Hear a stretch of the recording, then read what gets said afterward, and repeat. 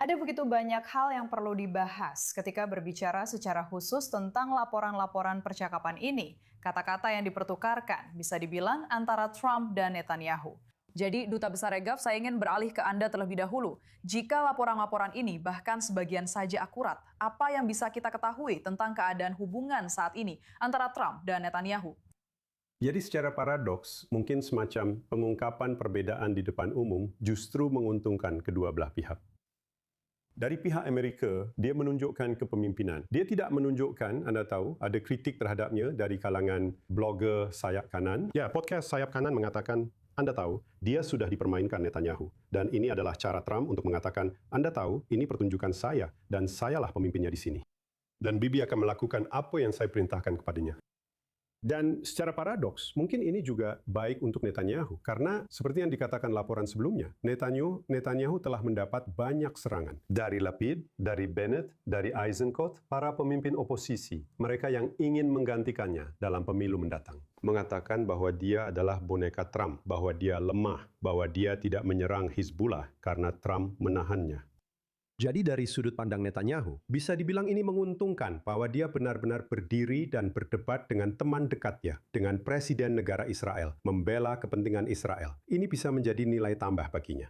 Saya ingat saat pidato di Knesset yang diberikan Trump ketika kunjungan terakhirnya ke Israel. Dia menatap Netanyahu dan berkata, "Bibi, kamu bisa menyebalkan." Saya mengutip dari ingatan, ya. Anda bisa mencari kata-kata persisnya.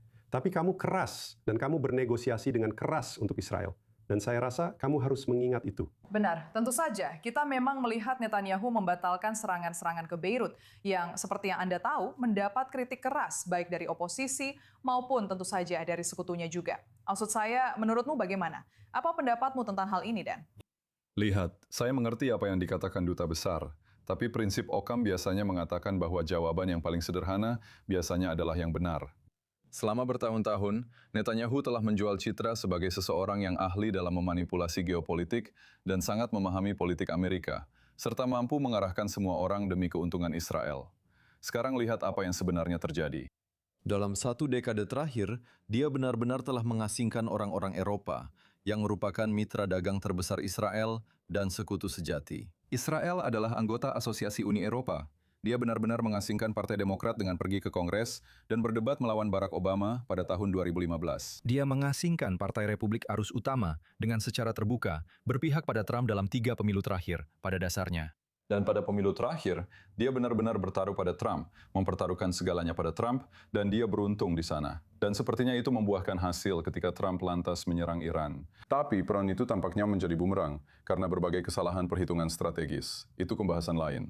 Inti dari semuanya adalah ketika Netanyahu maju dan meminta Trump untuk campur tangan dalam masalah pribadinya di Israel terkait persidangannya, dan Trump mencoba menekan Presiden Herzog agar membatalkan persidangan yang sebenarnya tidak ada dalam hukum Israel. Dan sekarang, Trump memperlakukan Netanyahu dengan membocorkan percakapan di mana dia memakinya dan mengatakan bahwa akulah yang membuatmu tidak masuk penjara, padahal itu tidak benar. Trump memperlakukan Netanyahu seperti bawahan, dan secara tidak langsung, Israel seperti bawahan. Sekarang, lihat, harus dikatakan, makian Trump mungkin tidak dimulai dari panggilan ini saja. Ketergantungan Israel pada AISRAN adalah hal jangka panjang. Maksud saya, AS memberikan perlindungan strategis kepada Israel di PBB dan segala macam bantuan serta amunisi dan senjata. Itu sudah jelas. Tapi saya tidak ingat Israel mematuhi perintah yang diberikan secara terbuka oleh Presiden Amerika Serikat dengan cara yang membuatnya terlihat seperti negara boneka, seperti yang terjadi sekarang antara Trump dan Netanyahu. Jadi ini agak memalukan. Saya menantang anggapan bahwa hal itu akan membantu Bibi dalam pemilu. Dia terlihat menyedihkan. Jadi tidak mengherankan kalau seluruh oposisi Israel menyebutnya sebagai boneka Trump. Dan memang seharusnya begitu. Dia telah memposisikan dirinya ke dalam jalan buntu secara strategis dan politis. Baiklah, saya ingin membahas sedikit tentang negosiasi yang kembali berlangsung antara Israel dan Lebanon. Apa yang bisa kita harapkan dari putaran pembicaraan hari ini? Jadi sebelum itu saya ingin menanggapi, pada tahun 57, Ben Gurion menarik diri dari Sinai atas permintaan publik dari pemerintahan Eisenhower. Saya pikir dia membuat keputusan yang tepat. Pada tahun 1973, Golda Meir ketika pemerintahan Nixon mengatakan, anda tidak boleh mengepung tentara Mesir ketiga yang berada di Sinai. Benar? Jadi ada banyak kejadian. Saya keluar pada tahun 82 di Lebanon saat Reagan datang. Jadi yang saya maksud adalah ada sejarah panjang di sini. Dan saya pikir para pemimpin Israel sudah menjadi kewajiban mereka untuk peka terhadap permintaan Amerika Serikat. Tidak diragukan lagi. Bukti akhirnya akan terlihat dari hasilnya, karena saya pikir Netanyahu benar. Jika dia mengatakan bahwa masalah terpenting saat ini adalah Iran, dan pada tahap ini, Lebanon adalah isu sekunder. Dan jika saya menunjukkan fleksibilitas terhadap Lebanon, dan saya bisa mendapatkan apa yang saya inginkan, semoga saja terkait isu Iran, yaitu nuklir, yang merupakan masalah besar. Itulah isu paling penting saat ini. Itu layak untuk dilakukan. Tapi untuk menjawab pertanyaan Anda, ini sebenarnya menarik. Anda bisa melihat gelas itu setengah penuh atau setengah kosong. Ya. Setengah kosongnya adalah bahwa Hizbullah, tidak ada yang mengendalikan Hizbullah kecuali Iran. Dan pemerintah Lebanon tidak punya kendali. Dan tidak ada hal baik yang akan terjadi di Lebanon. Tapi sisi gelas yang setengah penuh adalah bahwa pembicaraan ini sedang berlangsung. Bahwa semakin banyak masyarakat Lebanon yang ingin membuat kesepakatan damai dengan Israel. Mereka sudah muak dengan Hizbullah. Mereka sudah muak dengan pengaruh Iran di negara mereka.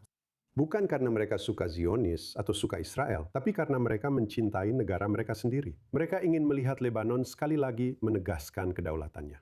Mereka marah pada Hizbullah karena telah menyeret Lebanon ke dalam perang ini. Mereka muak dengan kenyataan bahwa mereka memiliki milisi swasta yang didukung Iran yang bisa mendominasi politik mereka. Kita sedang melihat reaksi balik. Dan saya pikir itu memberi kita alasan untuk optimis meskipun dengan hati-hati terhadap masa depan.